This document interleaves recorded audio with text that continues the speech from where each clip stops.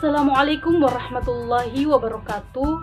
Selamat siang Bapak dosen dan teman-teman sekalian.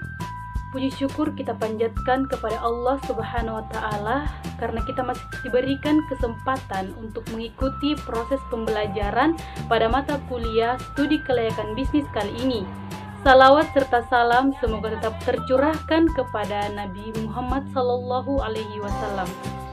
Baiklah, kami dari kelompok 3 akan mempresentasikan hasil kerja kelompok kami yang berjudul Aspek Teknis dan Teknologi. Namun sebelum itu, perkenalkan nama saya Mirnawati. Saya sebagai pemateri pertama sekaligus membuka presentasi kali ini. Baiklah, langsung saja kita ke pemaparan materinya. Baiklah, materi pertama yaitu pengertian dan tujuan aspek teknis dan teknologi. Aspek teknis dan teknologi adalah aspek yang berkaitan dengan proses pengembangan teknologi dan pengoperasian proyek setelah proyek selesai.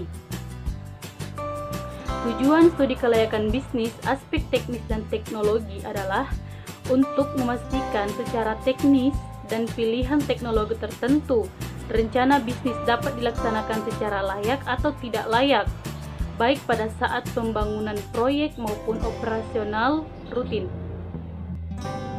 Menurut Kasmir dan Jakfar tahun 2012, ada beberapa hal yang perlu dicapai dalam evaluasi teknis, yaitu pertama, satu perusahaan dapat menentukan lokasi yang sesuai, baik itu lokasi pabrik, gudang, cabang, dan kantor pusat.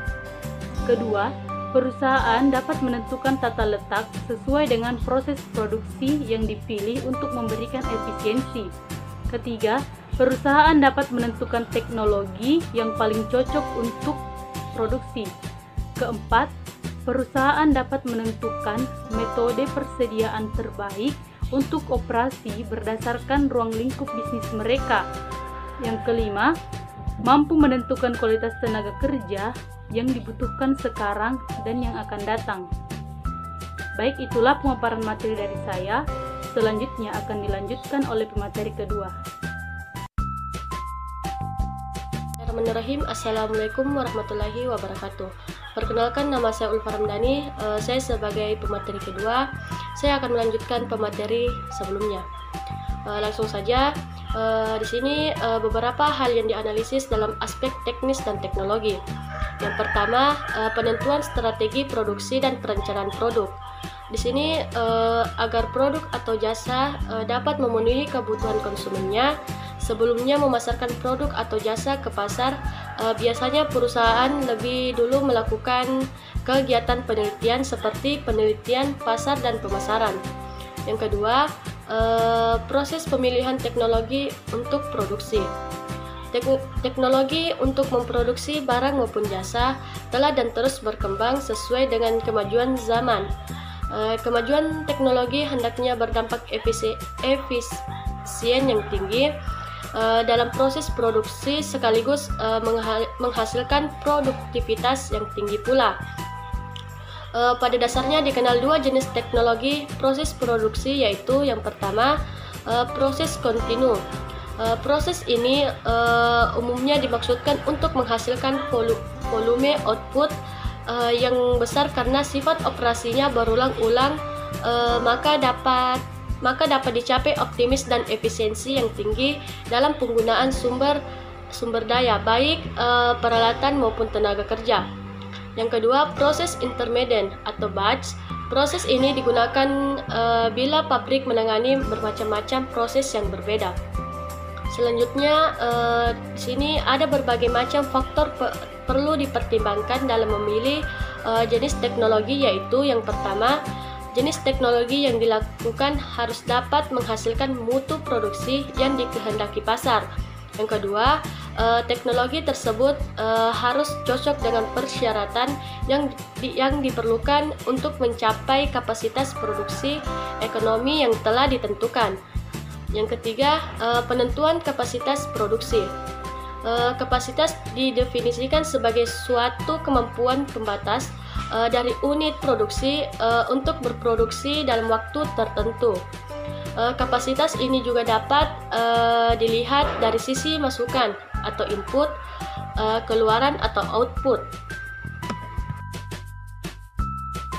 Selanjutnya yaitu lokasi usaha dan layout. Di sini lokasi usaha. Ada 3 faktor yang menjadi bahan pertimbangan penentuan lokasi, yaitu yang pertama, strategi pemerintah dalam pembangunan proyek industri. Yang kedua, bobot pengaruh letak daerah pemasaran dalam sumber bahan baku terhadap efisiensi proses proyek. Yang ketiga, faktor lingkungan setempat. Kondisi infrastruktur lokasi yang telah diteliti merupakan salah satu faktor utama yang harus diperhatikan sebelum menentukan pilihan. Selanjutnya yaitu layout atau tata letak. Tujuan utama layout adalah optimalisasi pengaturan fasilitas-fasilitas operasi sehingga nilai yang diciptakan oleh sistem produksi menjadi maksimum. Adapun kriteria yang dapat digunakan untuk menilai layout pabrik menurut Suat Husnan dan Suarsono sebagai berikut. Yang pertama, adanya konsistensi dengan teknologi produksi. Yang kedua, adanya arus produk dalam proses yang lancar dari proses satu ke proses yang lainnya. Yang ketiga, penggunaan ruangan yang optimal. Yang keempat, terdapat kemungkinan untuk dengan mudah melakukan penyesuaian maupun ekspansi. Yang kelima, minimalisasi biaya produksi dan memberikan jaminan yang cukup untuk keselamatan tenaga kerja.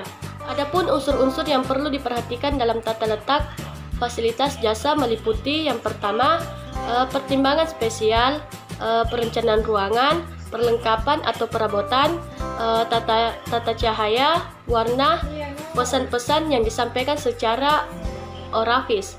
Oke, materi selanjutnya akan dilanjutkan oleh pemateri ketiga. Baik, Assalamualaikum warahmatullahi wabarakatuh. Perkenalkan, nama saya Kelvinka. Saya akan melanjutkan materi yang telah disampaikan oleh pemateri sebelumnya, yaitu 5 rencana operasional jumlah produksi. Aktivitas produksi hendaknya direncanakan dengan baik, sehingga jumlah produksi yang dihasilkan tidak terlalu banyak atau terlalu sedikit.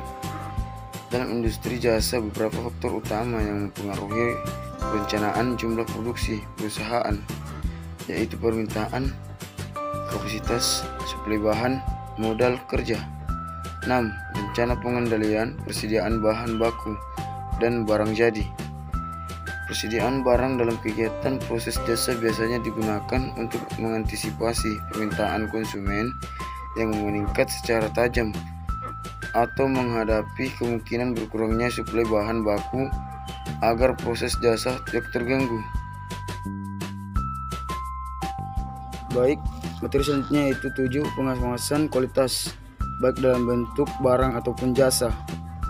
Teori yang diterapkan pada bidang kualitas yaitu 1. Perencanaan kualitas.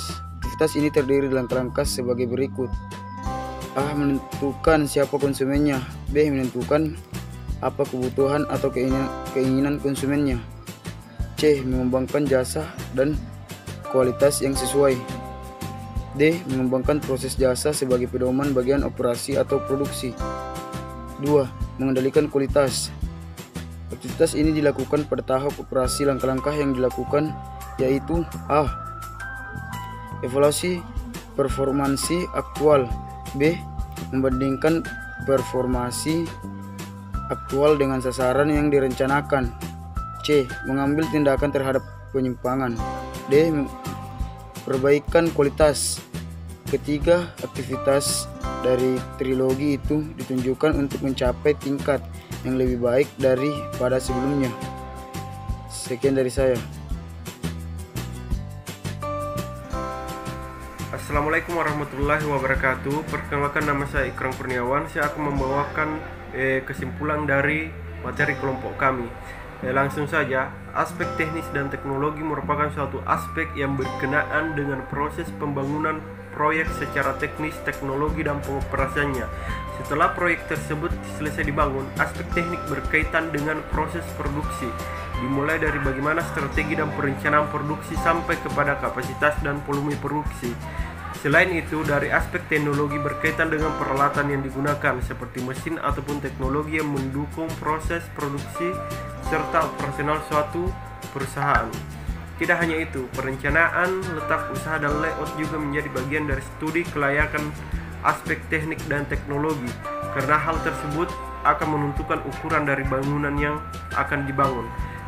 Mungkin itu saja materi dari kelompok kami.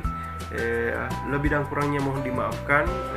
Wabillahi taufiq wal hidayah. Wassalamualaikum warahmatullahi wabarakatuh.